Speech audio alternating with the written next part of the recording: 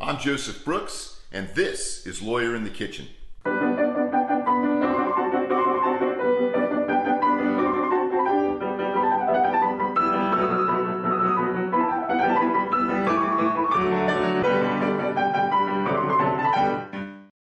Welcome to Lawyer in the Kitchen. Today we're going to make decadent lobster mac and cheese. This is going to be fantastic, super creamy. There's over a pound of cheese. I've got 3 lobster tails, about 10, 11 ounces of lobster. We've got some fontina cheese, some Havarti, Gruyere, and some mascarpone for the cheeses. We've got whole milk. Look, if you're going to make macaroni and cheese with lobster, do not use low-fat milk. We're going to have plenty of butter in it. We're going to have regular heavy cream, a full box of macaroni. We're going to put some panko on top with some butter and Parmesan, flour to thicken it up. We'll make a little roux, and of course, salt and pepper.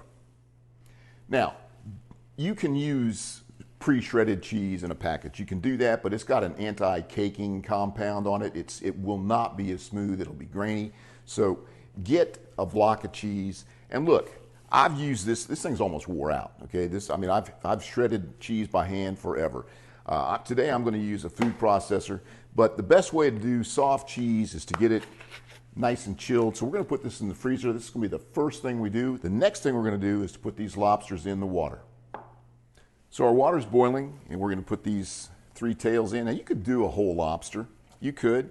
That's a lot of work, but you also get a lot of shells. Now the reason I'm doing this first, it takes about per ounce about a minute. These are each about 3 to 4 ounce tails, so 3 to 4 minutes. It's in boiling water. But we're going to use this same water to cook our macaroni in, so it'll have a little more lobster flavor. All right, this has been about 3 minutes. We're going to go ahead and pull these out. You don't want to overcook them. They're going to cook some more in the macaroni and cheese. This one's still trying to get away, but all right, we got it. All right, we'll let those cool. Now, we're going to save this water for the macaroni, so we're going to turn it down to low and just keep that nice and warm, and then we'll heat that back up. We don't want to do the macaroni until we're just about ready to be done and we have the sauce ready to go. All right, so I'm going to chop these finely. Finally done. Yeah, well, it is about time. It is about time. And here it is. This is the garlic. We're going to put about 3 cloves. I realize that's 4. But regular folk will probably put 3.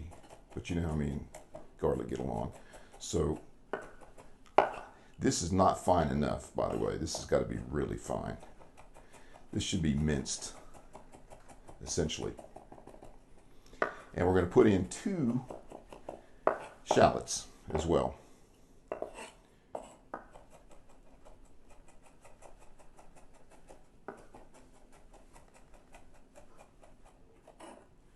And you can just bring your knife in and kind of scoot that stuff back in and then hit it the other way here.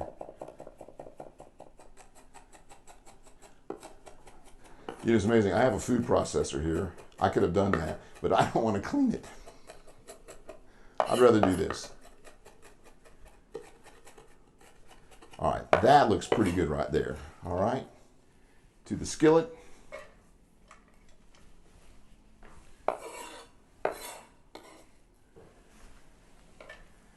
And we'll turn on our burner.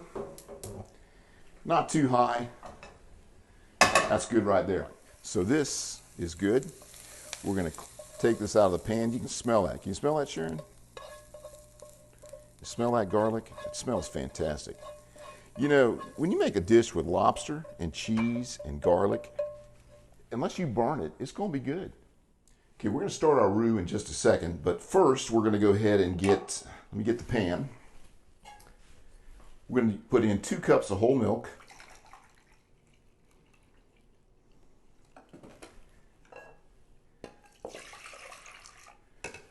And 1 cup of heavy cream, wherever that is, somewhere in there. That's about it, right there. I'm going to waste any of that. When we make our roux, we're going to make with 1/2 cup of all-purpose flour. And the reason I'm putting this in the pan is I want to warm this up first because it'll go into the roux better, it'll mix better. Now, Do not let this boil, okay? We just want to get this just to a simmer. That's all we want. All right, so I don't have the flame off right now. We're gonna do this. Make sure you get a whisk for this. And we're gonna start putting in our flour. Let this get warm. Everything else is resting. We got our milk starting to warm up. And we'll start putting this in here. This is the roux. This is, you know, I hardly ever use a roux for gravies. I'd rather have more control over it. And so I usually make a real cold glass of water with ice and dump the ice out and then mix all the flour in it. And I thicken it that way. This dish, I think, though, calls for this to be this way. I think you got to use a roux. It's like shrimp gumbo. You got to do the roux. In fact, that's how it gets brown. You just keep cooking it. All right, this is up a little too high. We don't want this too hot. But we do want to cook that flour some, get that raw taste out of there. And look how smooth it's getting, and look how nice and brown it is. Isn't that nice? Look at that. Smooth, don't have any lumps in it. It's looking good. This is not going to take a lot of time now. Now, we're going to let this cook just a little bit. Get the raw flour taste out. But don't stop whisking it. Check that flame. We don't need it quite that high.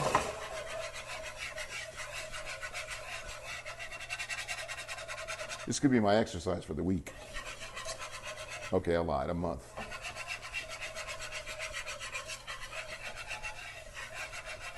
All right, we're gonna let that cook just a little longer. We're gonna turn this milk up just a tad now because it's about ready to go in. We don't want to scald it.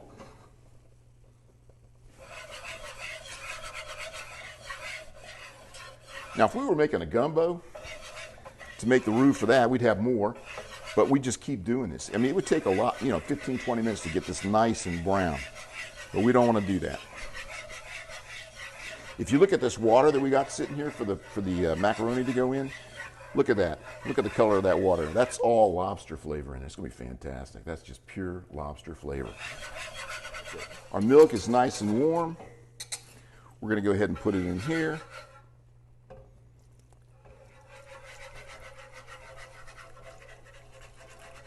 You could do this in a pot or a bigger skillet. I'm not sure all this is going to fit in here. I may have to switch.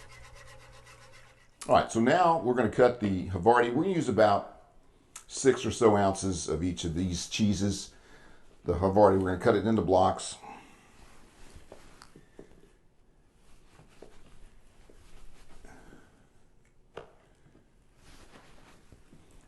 Do the same thing with the Gruyere.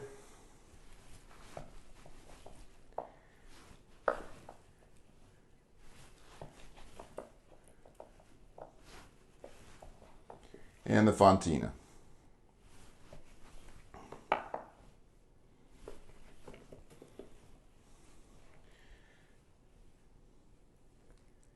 There looks to be a thief coming in here.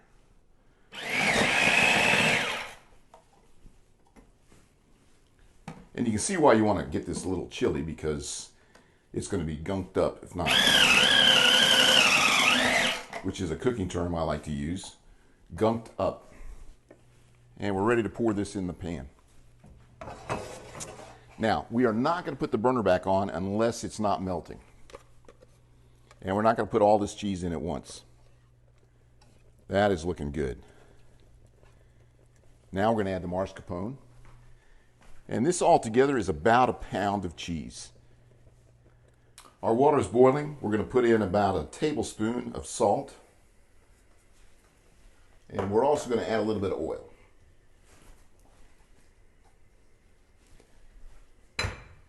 We're also going to add a little bit of oil.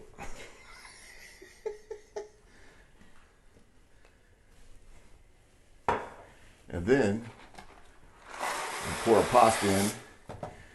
We don't want to cook this all the way. We want this will truly be al dente. So about 5 minutes, 5-6 minutes, but check it. All right, we're going to put our final mix in here. Here comes the shallots and the garlic. We're going to mix that in. along with that butter. And then I'm going to add a little bit of paprika. About that much. Now we're going to melt some butter, about 2 to 3 tablespoons, and about a cup of panko, and a nice little handful of Parmesan. Let's turn this down. I'm going to mix all this together, and then I'm going to make one that's for serving. This one obviously will eat this too. And that's getting warm on the bottom there. Okay. So now we're going to pour in a good amount of that and see what we have. We'll stir that up.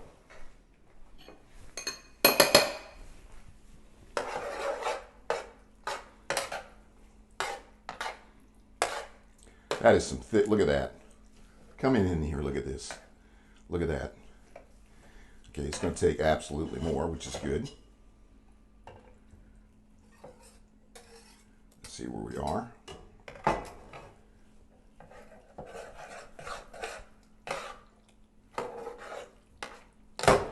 We've got our oven on 350, warming up. And we do not have enough, which is good.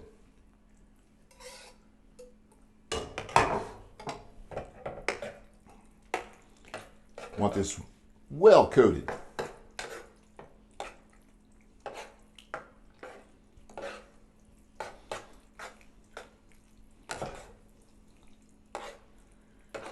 I'm going to go ahead and put a little bit more in there.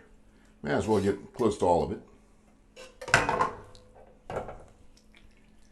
Now what I didn't do is I didn't put some of this cheese in here, but I'm going to do that now.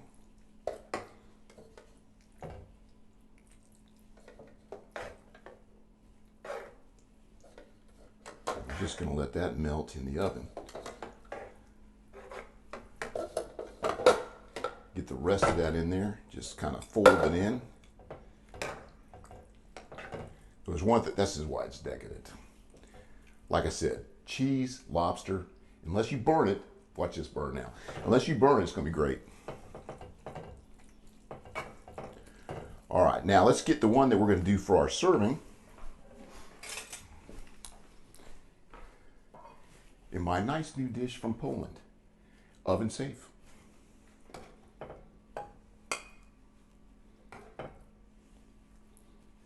All right, we're going to put, look at that cheese.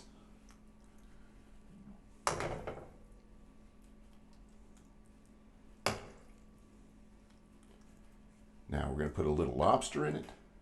Thank you, ma'am, I appreciate that. Look at that, you can't say this isn't cheesy. All right, let's put a little bit of lobster in this.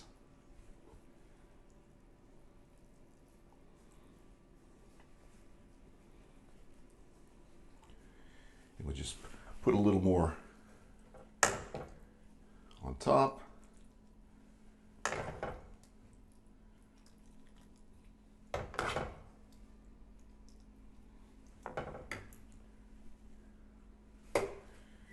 And then we're going to clean this off. We got some cheese on here. Let me grab a paper towel.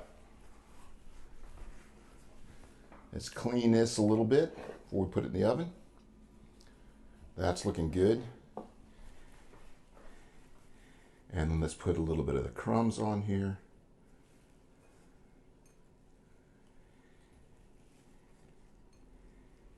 And that is ready to go in the oven for about 30 minutes till it browns up. All right, our oven's at 350. We're going to put this in.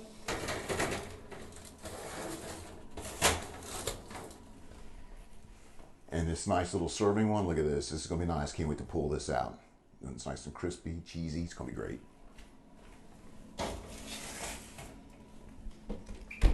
30 minutes, we'll be back.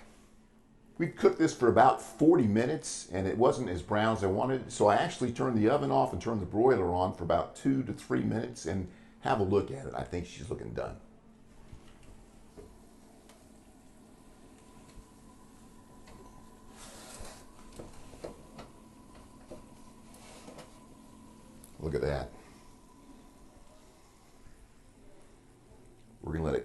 off just a little bit. Okay, we're going to set a little lobster on top.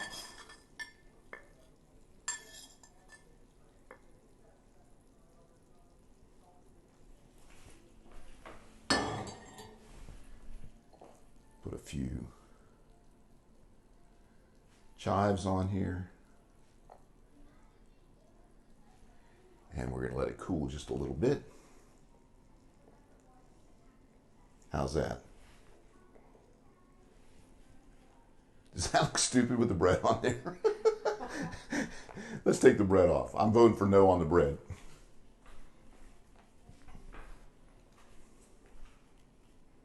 All right, we've let this rest a little bit, but it's going to be pretty hot, but we're going to try a bite. Let's come on in here and look at this. See if that's, look at that. Look at that cheese. Let's just take.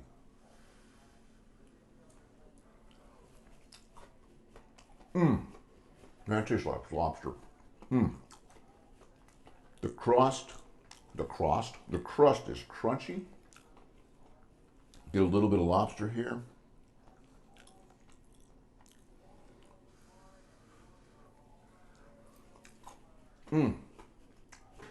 That is really, really good.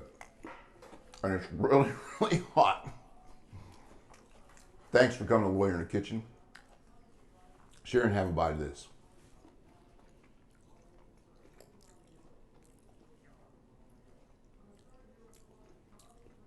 You can taste the lobster without the lobster. It's throughout the thing. It's really tasty. You got to try this at home. This is really good. Thanks for coming to Lawyer in the Kitchen. We'll see you next time.